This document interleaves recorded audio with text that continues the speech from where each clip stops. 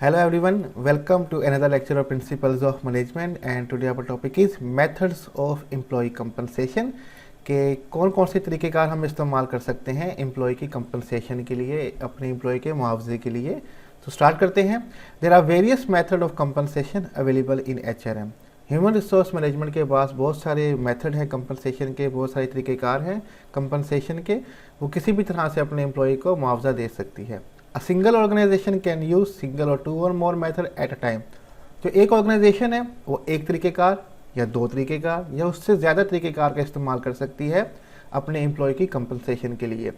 हमारे पास कंपनसेशन के मेथड हैं, यहाँ पे हमने मेंशन किए हैं। स्किल बेस पे मेथड, जॉब बेस पे मेथड, वेरिएबल पे method, scale plus cost of living allowance, merit pay method. ये हमारे पास 5 तरीक़ेकार हैं। तो हम इनको वन बाय वन देखते हैं कि हर तरीक़ेकार में हम किस तरह से एम्प्लॉय को कंपनसेशन या उनकी पेमेंट जो है वो अदा करते हैं। तो सबसे पहले है skilled based pay method. Skill based pay is a salary system that determines an employees pay based on his or her knowledge, experience, education और specialised training. Skill based pay जो सैलरी सिस्टम है ये determine करती है कि हमने employ की जो पे है वो किन बुनियादों पे देनी है। तो उनकी बुनियादें क्या होंगी? उस एम्प्लॉय की नॉलेज, ठीक है, उसका नॉलेज कितना है, एक्सपीरियंस, तजुर्बा कितना है, एजुकेशन, तालीम क्या है, स्पेशलाइज्ड ट्रेनिंग, कोई स्पेशलाइज्ड ट्रेनिंग अगर उसने ली हुई है तो इन बुनियादों पे हम उसकी सैलरी जो है वो फिक्स कर रहे होंगे, कंपनसेशन जो है वो बना रहे होंगे।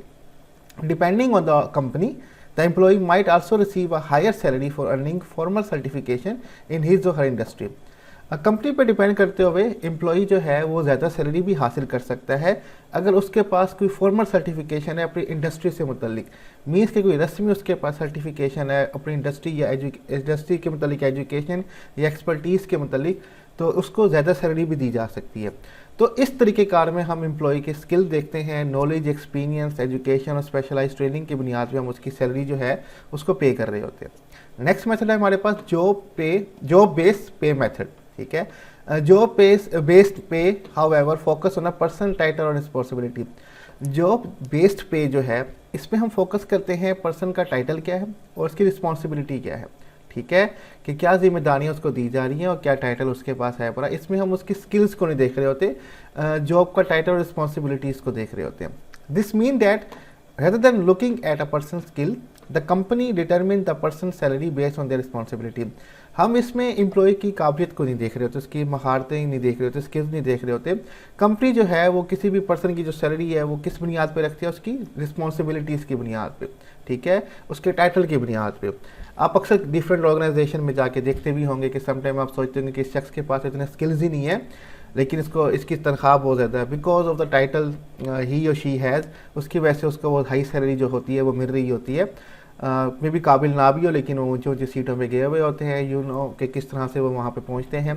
तो जॉब बेस पे मेथड में हम बेसिकली देखते हैं कि उनके पास टाइटल और रिस्पॉन्सिबिलिटी क्या है और उस हिसाब से एम्प्लॉय की पेमेंट जो है या कंपनसेशन जो है वो बनाई जाती है। नेक्स्ट हमारे पास है वेरिएबल पे मेथड। ठीक है, variable pay also sometime referred to as incentive pay or commission is a way to compensate employee beyond hours work and encourage employee to meet objective. Variable pay को हम refer करते हैं sometime incentive pay or commission पे। Incentive कहते हैं ज़्यादा मुआवजा देना और कमीशन कहते हैं कमीशन की बुनियाद पे। मीन्स कि अगर टारगेट आपको दे दिए गए हैं, अगर आप वो टारगेट पूरा करते हैं तो उसका आप कमीशन भी आपको मिलेगा। Is a way to compensate employee beyond our work, उनके और वर्क के अलावा जो वो एक्स्ट्रा काम कर रहे होते हैं उनको इंकरेज किया जाता है ताकि वो अपने ऑब्जेक्टिव को मीट कर सके। तो जो उनकी सैलरी है वो तो मिलनी ही मिलनी है लेकिन उनको कमीशन भी मिलता है अगर वो अपने टारगेट पूरे करते हैं।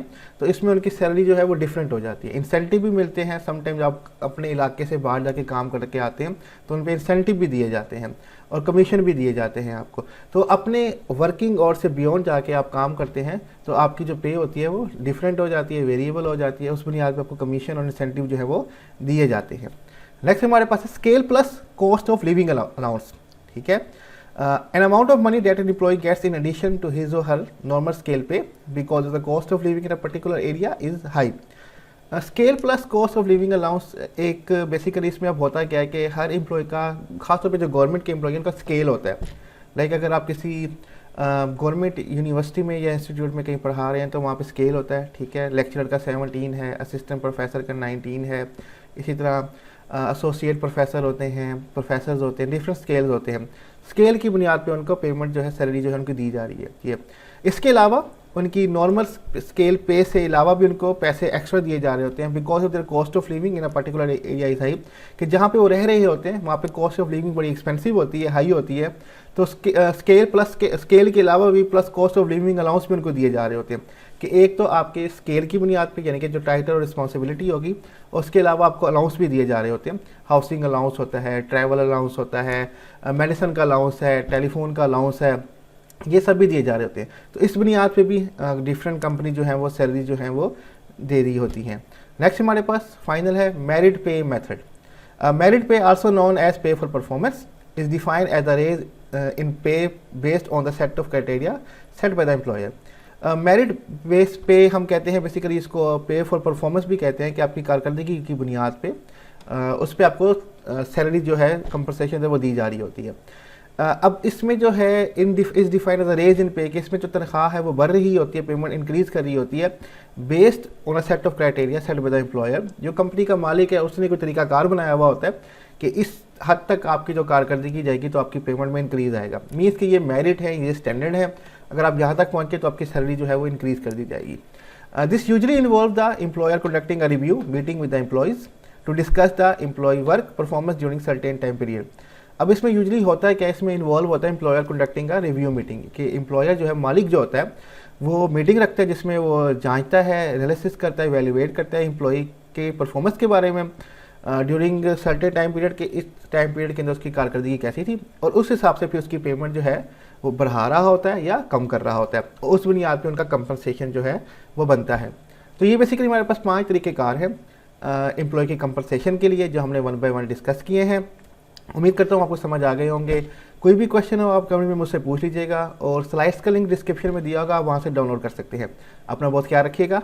अल्लाह हाफिज़।